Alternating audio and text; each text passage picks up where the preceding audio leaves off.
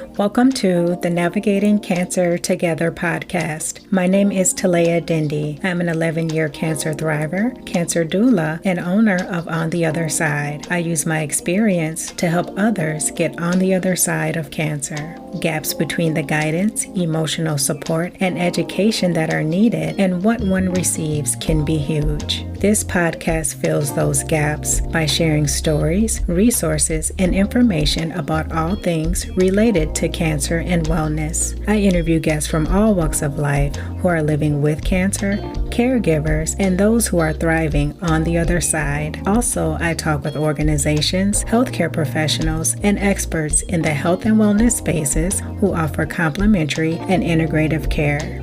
Join me. We are in this together. Disclaimer: the purpose of this podcast is to educate and to inform. The podcast is provided on the understanding that it does not constitute medical or other professional advice or services. It is not a substitute for professional care by a doctor or other qualified medical professionals and is not intended for the use in the diagnosis or treatment of individual conditions. Guests who speak in a podcast express their own opinions, experience, and conclusions. Neither Talea Dindy, Navigating Cancer Together, On the Other Side LC, nor any of its affiliates endorses, supports, or opposes any treatment option or other matter discussed in a podcast. The mention of any product, service, organization, activity, or therapy on a podcast should not be construed as an endorsement. Hello, everyone. This is Talea Dindy from On the Other Side Life, and you're listening to the Navigating Cancer Together podcast, the show that has something for everyone facing cancer. Why? Because everyone is different, with different needs, beliefs, and perspectives. Thank you for joining us for this episode.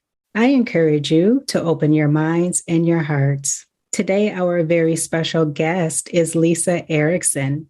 Lisa is an energy worker and meditation teacher specializing in women's energetics, sexual trauma healing, and complementary care. She is the author of Chakra Empowerment for Women and the Art of Science of Meditation through Llewelyn Worldwide. She can be found at enlightenedenergetics.com. Again, enlightenedenergetics.com. All one word. Lisa, thank you so much for joining us today and welcome. Thank you. I'm really excited to speak with you today. Thank you, Lisa. So please tell us a little bit more about the work that you're doing. Let's start off talking about body wounds first, and then how they can relate to trauma. I work with basic breath-based mindfulness, which a lot of people may be familiar with. And then I sort of branch off also into what we might call an energy body focus. The chakras are energy centers in the body. And I consider these complementary care for anyone with any kind of health issue because we know that stress compromises our body's ability to heal. So first and foremost, a lot of these practices can help you manage stress, lower the amount of cortisol and adrenaline, literally, that you're producing in your body, and that aids your body's healing. And then there's a whole other level that ties into energy medicine. Cultures all over the world have posited this idea of an energy body that intersects with our physical body and our psyche. So within holistic medicine, you're really trying to treat all levels, the physical level, the psychological level, the energy level. You treat all of those levels because they're all intersecting. And that's what things like chakras and energy work focus can help with. Thank you, Lisa, for explaining that. What led you to the work that you're doing? I was interested. I came to meditation really first for stress management. It eventually became part of a spiritual practice. And then I got interested in some of the energy body teachings underlying the kind of meditation I was learning. And there are many kinds of meditation. So then I got interested in the other side. You could say there's the spiritual side and there's the energy medicine side. And I started studying energy medicine. But it really wasn't until I had a health crisis after the birth of my first daughter. I had gallbladder attack, gallbladder surgery, and then 2 different rounds of C. diff, which is a kind of infection you can get in a hospital and was in and out of the hospital, that I really dove deeper into energy teachings and complementary care, how that intersected with other kinds of care that you're receiving. That's wonderful, Lisa. Being a cancer survivor myself and former cancer patient, I know how important complementary care can be. Just helping to ease, like you said, the stress, anxiety, but then also some forms of complementary care can ease side effects of treatment as well. What role can meditation or other complementary techniques play in healing? First and foremost, they do help you develop some detachment, you might say, from the emotional reactions that you're having, from the stress and anxiety that you are feeling. And it's important to find the right form of meditation that helps you. Is it breath-based? Do you like guided meditations? Do you like chakra meditation, which is one of my main focuses, energy center meditation? Find something that is soothing and relaxing to you, because every time you get even a minute or two of relaxation, you are allowing endorphins to release in your body. You're lowering your adrenaline and your cortisol, and that allows your body's immune system and its natural healing system to function a little bit better. So you want to give yourself that space. It also helps then to create some space. Like when we meditate, even for just short periods of time, you're practicing letting go of whatever thoughts or emotions feel overwhelming.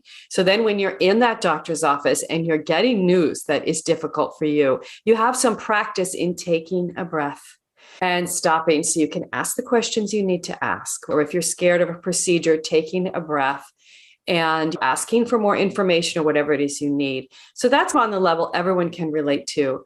Then I think energy healing is this whole other component, and there's a lot of different sides of it. There's energy healers that work in hospitals now that might direct energy into you to help you feel calmer. Or you can work with someone on maybe the deeper patterns that might have contributed to your illness or the message that you might receive. For many people, they feel as if their illness, as difficult as it is, there's a message for them in it in terms of changes they need to make in their life.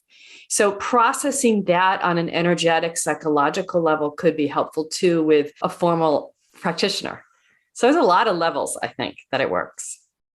I think you're right, Lisa, because you talked about how you could be getting messages about changes you need to make in your life. And that is so true. That was one thing that I was able to take away from cancer was these are some things that I need to change. But it took slowing down, listening to what was going on, paying attention to what was going on, especially within my body. And the work that you're doing is so important because I think that it helps people just slow down and get in the present moment and get more in tune with themselves. Yeah. Yeah. And you brought up trauma earlier, and I don't think I necessarily talked about that. I do work with a lot of trauma survivors, and it's interesting. We come up with a lot of different survival mechanisms to keep going, even if we have things that are very painful in our past. But sometimes those are almost stored away in the body. That is what we're learning about trauma, and that can impact, perhaps magnify, increase our chances of becoming ill. For one thing, we can become disconnected from our body depending on the kind of trauma we experienced. We can disassociate from it, which means we don't receive those early warning signs. And so it gets to the point where we're very ill, and then being ill the one positive thing that can come out of it is being forced to pay more attention to our body, maybe tend to those emotional wounds that have been stored away that it's finally time to spend some time on. That can be really tough, Lisa, because a lot of times when it's so traumatic and so painful, we just push them down really deep. One thing that I've been hearing a lot about, and please tell me if you see this with the people that you work with, childhood trauma and how deep that can go. For some people, that can take years to come to the surface. Is that what you've seen? That's absolutely true. Yeah. There's this study, the ACE study, the Adverse Childhood Experiences study that was done at one time, and it was tracing individuals, and they rated different experiences in their childhood. And we saw the increase in the chances of later disease was higher. There's a lot of different theories as to why that is. I think on the medical front, it's that if someone lives with a higher level of stress, their immune system is possibly compromised. And there's a lot of layers to that, right? In terms of the things that cause us stress. And then from an energy body perspective, there's really this idea that things that harm us that we aren't able to release get locked in our body as an energy. And that actually contributes then to when physical disease starts to manifest, those blocks can actually fuel it. So you want to work on both levels. I think the main overseeing, where it all intersects, is this idea that emotional health and physical health are really entwined. They are not separate. They really aren't. Working on both is part of healing. I agree, Lisa. Now, when it comes to working through those traumas and peeling back those layers, how do you recommend your clients get started on that? For some people, it's really hard, especially if they're already physically sick. Exactly. And it may be that right when you're going through medical treatment, you can't necessarily dive into those traumas right at the same time, because the medical treatment process can itself feel traumatic, right? So you maybe are just working with developing some mindfulness practices and ways to manage your stress. And then maybe at a later date, there's a time to dive into that. So I think it is about what pace feels right for you. And then especially with trauma, we now know a lot about, it's very individual, what modalities for each person are going to help. For one person, talk therapy is very helpful. For another person, talking is too much in their head and they really need to get in their body. And so there are now like yoga classes for individuals who've experienced trauma. The kind of work I do is really like, where do you feel anxiety in your body? Or when you think of that painful memory, where do you feel it in your body? And then we're working with the energies of trying to help let that go and really trying to develop self-compassion, viewing that as almost like a hidden part of you in the energy body. So it's really about finding the modality that feels safe and feels helpful. I think this is the number one thing with trauma. What feels safe? For someone maybe who experienced they were sexually abused by someone who was supposed to be a trusted authority figure, sitting one-on-one with a therapist alone in an office, it actually doesn't feel safe. It feels triggering. They need to maybe start in a group setting. They need to start on telehealth. They need to start with a yoga class. Or for someone else, having someone to really confide in like that they trust is everything. I think it is really about what makes you feel safe and experiment a little bit and honor what that is. Because with trauma, the whole point is you don't feel safe on some level. It feels scary. So number one is, what person or what modality helps you feel safe? That's the first question you ask yourself. Thank you, Lisa. That's very helpful because there is so much out there now. And sometimes too much can hinder people from even exploring and getting started. Look for what feels safe and figure out whatever that is for you. Lisa, I always feel like I say this word wrong. So if I'm saying it wrong, correct me. Chakras? Chakras, or it's more of a harder CH, but people say it both ways, like chakra as opposed to chakra, but you hear it both ways. Thank you. What are chakras and how are they relevant to cancer treatment? So there are a few different maps of the energy body that have come from different cultures. And the chakra mapping really comes to us from the same tradition that yoga comes from. And it is like we have energy centers aligned parallel with our spine, really up the center of our body. There's different numbers attributed to them, but the system that is the most common and that you might see in a yoga class mapping is 7 from our tailbone up to the crown of our head.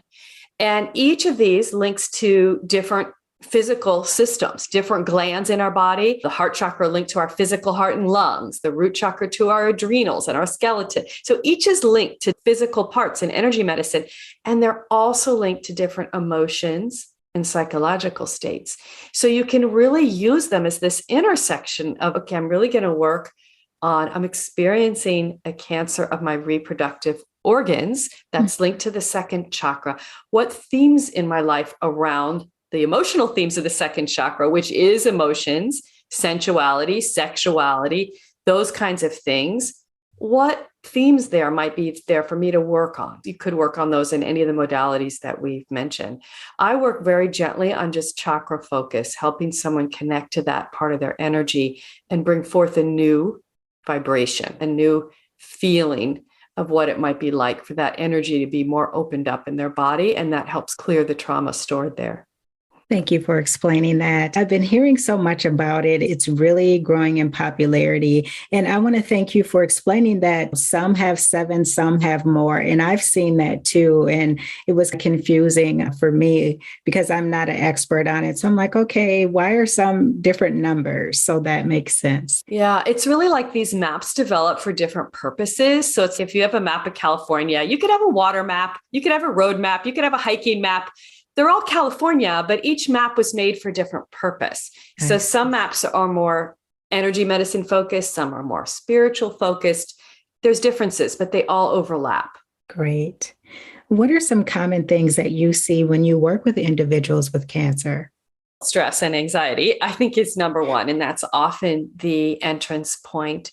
I find I work with a lot of sexual trauma survivors, and I have not found a study on this, but I find such a high incident of reproductive related cancers. And I would just love sometime to see a study that perhaps rates different types of traumas. And is there a correlation to different kinds of cancers?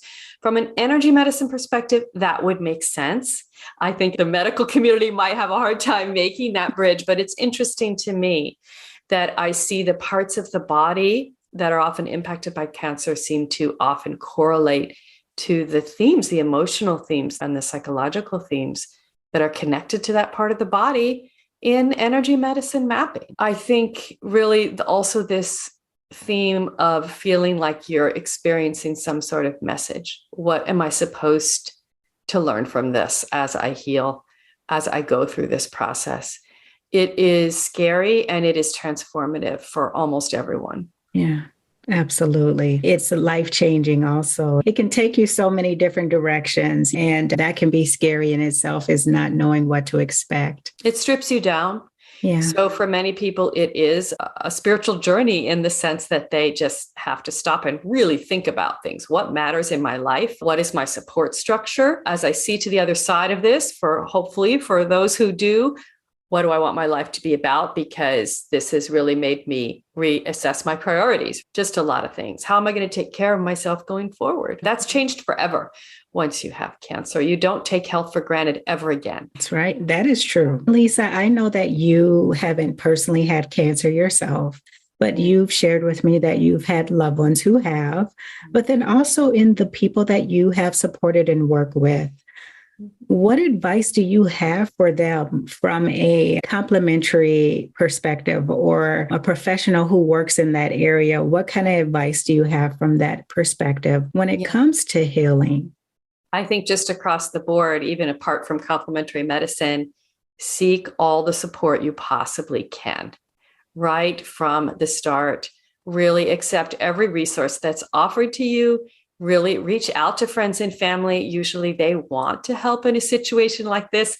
Don't power through, accept help. So that is my message to everybody. Like the first time, if I'm working with a new client, I'll be like, what's your support system?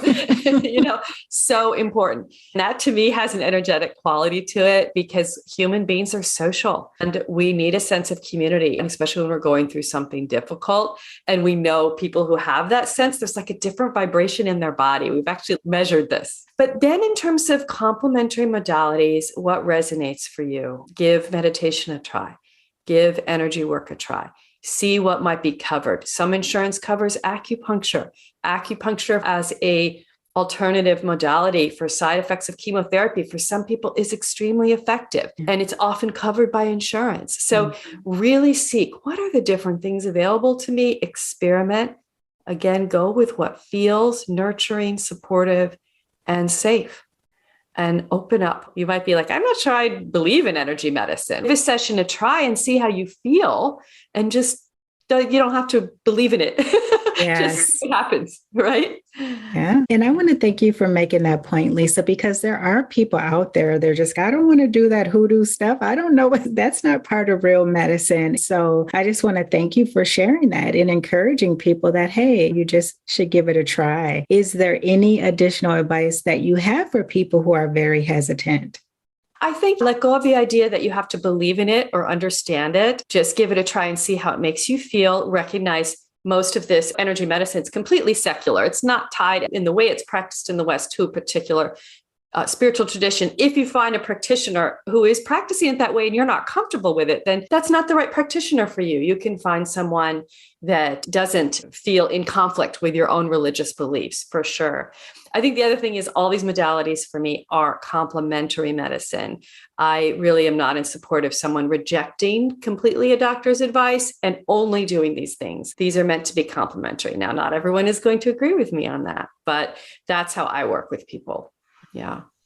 I agree, Lisa, because I feel like there's a place for both, and together they're very powerful. When I was going through treatment, I thought anything that could be good for me and I could do it, then I wanted to give that a try to help me get through it a little bit better. But you're right, there are some people who just want to go one way or the other, and that's their choice. Lisa, how can anyone get started working with you and learning more about chakras and energy healing, all of the modalities that you work with? My website is enlightenedenergetics.com, and I offer both private sessions and workshops. And then I also have a book, which may be the easiest entrance point for readers because it's also offered as an audiobook for listeners or people who have a commute. And that's called Chakra Empowerment for Women. You can find that through the website as well. Thank you for sharing that, Lisa. I know that you primarily work with women. Are there differences between men and women? The energy body is considered like this intersection between body and psyche or spirit. So we could say at the level that connects to psyche or to spirit, it's not gendered, right? But the level that connects to the body, it is. And women go through a lot more hormonal transits than men do as well. But in terms of like menstruating every month, we have more variability in our hormones. Then things like pregnancy, postpartum, perimenopause, menopause, we have this whole hormonal arc that's very different. And that's actually also reflected in energetic patterns in energy medicine. There's different considerations. So there really is a difference. The basic chakras are the same for men and women. But when you get into the subtleties of how they function and their inner relationship, there are real differences. How do you work with people? I know that you have classes and private sessions. Are those in person, virtually? Yeah, I mostly work by phone, and I will work by Zoom sometimes if someone wants, or in person. But especially because I work with a lot of trauma survivors, I've actually found people prefer phone often. They prefer that. For some people, that creates a sense of safety, that sort of not having to have someone look at them if they get emotional. And you could say, oh, but don't you want that hug or that? Some people don't, right? And we can still offer comfort, I think, over the phone. Sometimes there are people like, oh, I really need to see who I'm working with. And then I'm happy to do Zoom. It's interesting, the different reactions that you might have. And so I really do whatever's supportive to someone. Thank you, Lisa. You made a great point. You never really know what someone has gone through. And so different forms of media or communication, interaction, it might be triggering for people. And I think in our day of technology, it's really hard to grasp. Why wouldn't anyone want to get on Zoom? That kind of thing. But there are very valid reasons. Before we move on to the questions that I ask all my guests, is there anything else that you would like to share? Just to honor what feels good to you. I think what's so important when you're going through medical treatment also is owning your voice. And maybe you've spoken about this in other sessions, like really owning your right to ask questions. And I think that is the other thing I'm often working with when I'm working with someone going through cancer treatment, empowering the throat chakra and that ability to ask all the questions you want. Don't feel, oh, this is the authority and I'm just going to do whatever they say. It's your life in your body. So empower your ability to ask questions. And that's part of feeling safe. So the two go together in terms of reducing your stress. Oh, I love that you mentioned that, Lisa, because the throat chakra, what would cause that to shrink and make a person feel like they don't have a voice? Because that's something maybe people can start to think about. And even if they don't have cancer, maybe they're feeling like they don't have a voice in other areas of their life. How can they work on developing that? When I'm working with someone who has experienced abuse or assault, especially as a child, or perhaps a dysfunctional household where they didn't feel safe, that throat chakra is often going to be blocked because you often feel like it is not safe to express my emotions or it's not safe to say my truth, right?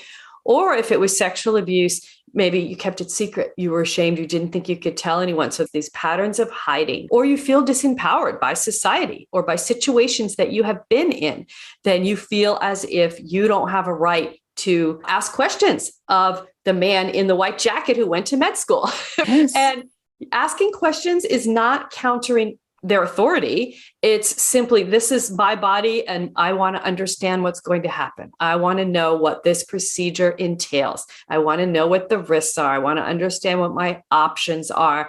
And you have the right to do that always. But those are some of those childhood patterns or experiences can really make us feel as if we don't have the right to do that.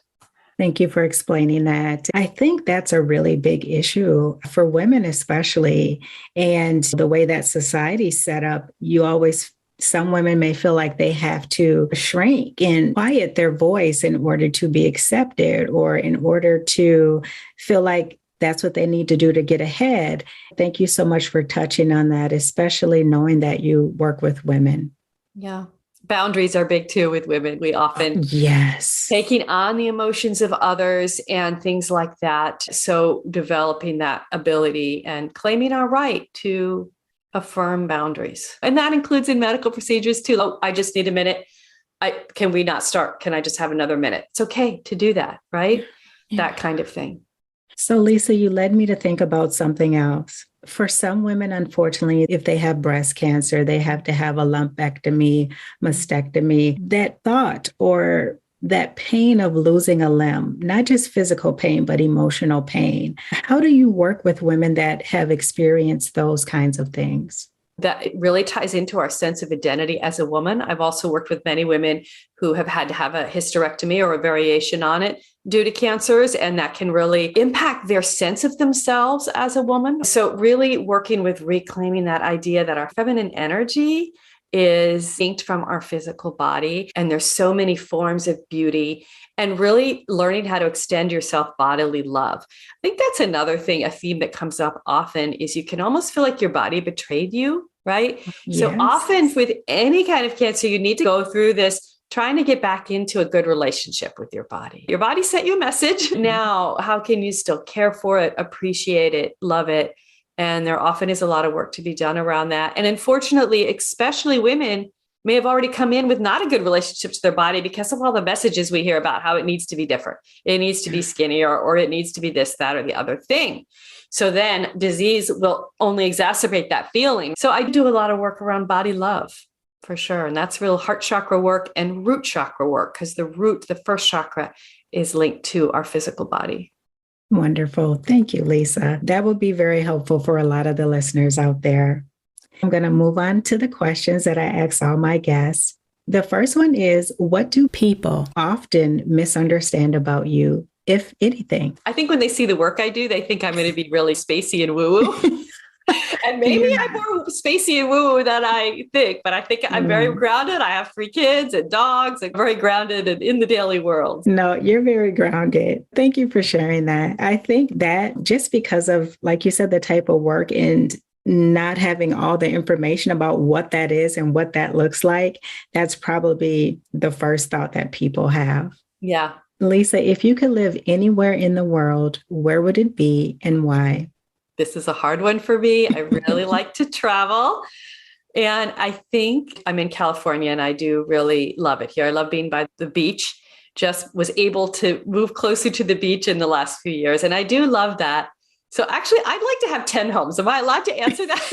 Yeah, that's cool. Yes. I'd love to have one in Italy. I'd love to have one on the East Coast. I think those are the big ones. Yeah. Italy, the West Coast, maybe Hawaii. Oh, yes. Tropical island. Place. Yeah, these are all some of my favorite places. So yes. Hey, there's nothing wrong with having 10 at all. Dream big, they say. Lisa, other than your website, are there any social media platforms that you would like to share where people can find you? Yes, I'm on both Instagram and have a Facebook page called Chakra Empowerment. And I'm on Twitter a little bit less, Mommy Mystic. Have an off and on again relationship with Twitter, as many people do. Yes. But on both Instagram and Facebook, I post little chakra lessons and teaching. Wonderful. I forgot to ask you, Lisa, where can people find your book if they're interested? It is available. Chakra Empowerment for Women and the other one, The Art and Science of Meditation, are both on Amazon and Barnes and Noble. They're really available through independent bookstores too. So any of those places, you'll find them. Thank you. And one more time, Lisa, before we wrap up, anything else you want to share that maybe we have not covered? All healing is self-healing. So be good to yourself, and that can really support your ability to heal. Care for yourself. View it as self-care. Wise words, Lisa. Thank you so much for all the information that you shared with us. Thank you for educating the listeners about more options that are available for them on their healing journey. It's been a pleasure talking with you. Me as well. I'm so glad that you have created this podcast and you're covering this. Thank you. I would like to give a shout out to the listeners. Thank you so much for joining us. If you enjoyed this episode, please share, follow, or subscribe so that you can easily find my podcast and listen again. That is it for this Wednesday. And until next time, let's keep navigating cancer together. Take care. Thanks for listening to this episode of Navigating Cancer Together. I hope you enjoyed it. Please be sure to subscribe, and if you enjoyed the show, please share or tell your friends and family about it. For notes from the show and previous episodes, visit ontheotherside.life and check out the podcast section. I would love it if you joined us for the next episode. Talk to you soon.